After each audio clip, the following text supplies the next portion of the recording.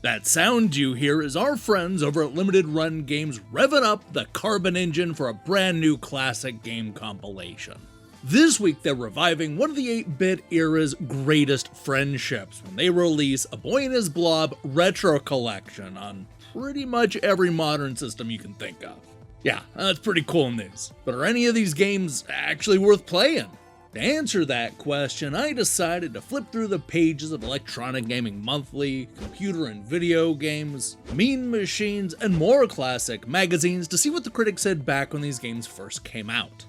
Oh boy, I sure hope you have a big bag full of jelly beans, because you're gonna need them for this episode of Limited Run Review Crew.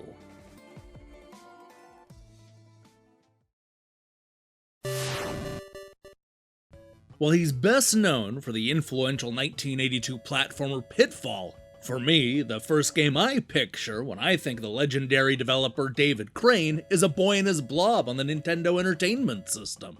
First released in 1989 by Absolute Entertainment, or Nintendo if you lived in Europe, this is a side-scrolling action-adventure with a surprisingly large open world and a best friend who can turn into all kinds of helpful objects if you feed him the right type of jelly bean. In a world full of brainless platformers, this is one that forced you to use your head and strategize with a close friend to get out of sticky situations. I'm not gonna lie, this blew my mind as a kid who was used to simply stomping on bad guys. And you know what? The large open world gave us a glimpse of where this industry would be headed years into the future. But the real question remains, were the critics as blown away as I was? Well, the answer to that question depends entirely on what magazine you were reading at the time. For example, Mean Machines loved the game when they reviewed it in their 9th issue, giving it a 91%. Julian explained that A Boy and His Blob is every bit as strange as it sounds. The gameplay is very unusual, with elements of arcade adventuring and puzzle solving thrown together in a highly original way. The graphics are tremendous, with superb sprite animation and stunning backdrops, and there are a variety of excellent tunes and effects adding a great atmosphere to the game.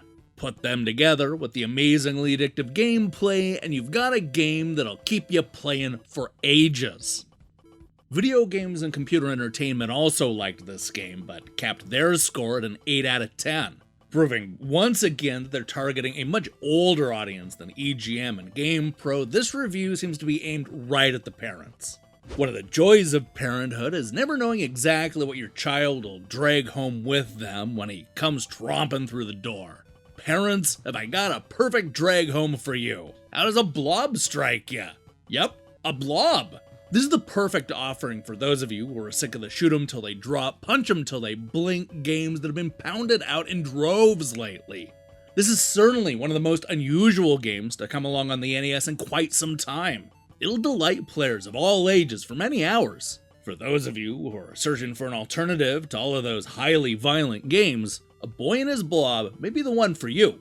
Just remember, the next time your child comes into the house breathless, check the front yard. And keep an extra bag of jelly beans on hand, just in case. From there, the reviews take a bit of a nosedive. For example, Nintendo Power could only muster up a score of 3.9 out of 5. And then there's Electronic Gaming Monthly, whose critics either gave the game a 5 or a 6 out of 10. Nothing higher and nothing lower. As one of the editors who gave the game a 6, Ed argued that the mazes in Blob alone make this a decent game. But when you add the extra challenge of having to use the right jelly bean at the right time, the game gets even better.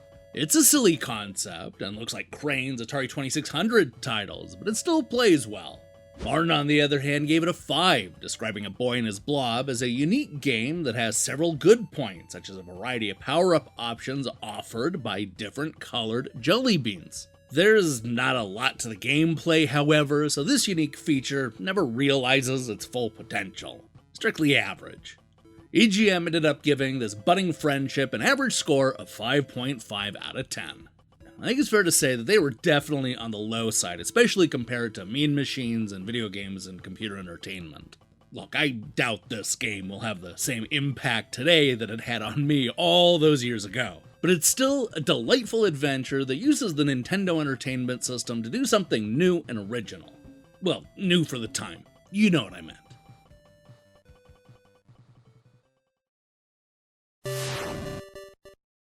1 year after introducing the world to a Blob and his best friend Boy, David Crane returned with a monochromatic sequel for the Game Boy. The Rescue of Princess Blobette expands on the Blob's lore, introducing us to new characters, locations, and of course, jelly beans. The two friends once again team up to solve a series of platforming puzzles by exploring the world and turning the Blob into all kinds of useful items. This time around, they're trying to rescue Princess Blobette, which means climbing the highest tower of the royal castle on planet Blobolonia. Sound like fun? Well, let's see what the critics said back in 1990. Once again, the scores are all over the place. Computer and video games loved it, giving the Rescue of Princess Blobette a score of 91%. This Game Boy sequel again features the two mismatched heroes and is as full of puzzles as the original, as well as being addictive and fun to boot. If you're bored of the same old thing, have a plunder, but be prepared to spend a long time playing. Unfortunately, the ratings really only go down from there. Nintendo Power gave it a score of 4.1 out of 5. Raze went as low as a 76%. And Nintendo Magazine System had the lowest score I could find, giving the game a disappointing 68%. However, the review I want to focus on comes from Ace, because they use a ridiculous 1,000 point scale. Giving it a score of 740, they complain that the biggest fault is the incredibly small game map. Once you get a handle on how the problems work, you'll probably find the game's over practically before it's begun. Come on, David, I know small is beautiful, but this is ridiculous. Yeah, there's no doubt that this is a smaller game than the NES original, but it's also the Game Boy. Consider it a bite-sized taste of a boy and his blob, or even a brief coda that adds a little extra story to the end.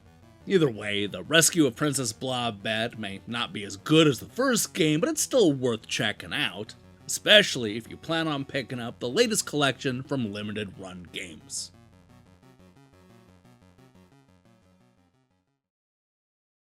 Hey, thanks for watching me break down these classic reviews. If you liked what you saw here, then you should know that we post new episodes just like this one every time a company re-releases a classic game. We have a whole playlist full of dozens of review crew episodes just like this one, so go give it a binge. Now, here's the question I have for you. What's your favorite gaming duo? I love the friendship between the boy and his blob buddy, but they aren't the only great duo. Go ahead and let me see your picks in the comments below. In other news, we'll be back tomorrow with a review of Atari's new Haunted House remake. Plus, look for a new episode of the Nintendo Switch Online Review Crew later in the week. If that sounds good to you, then I strongly recommend you click that subscribe button and support what we're doing here. Until then,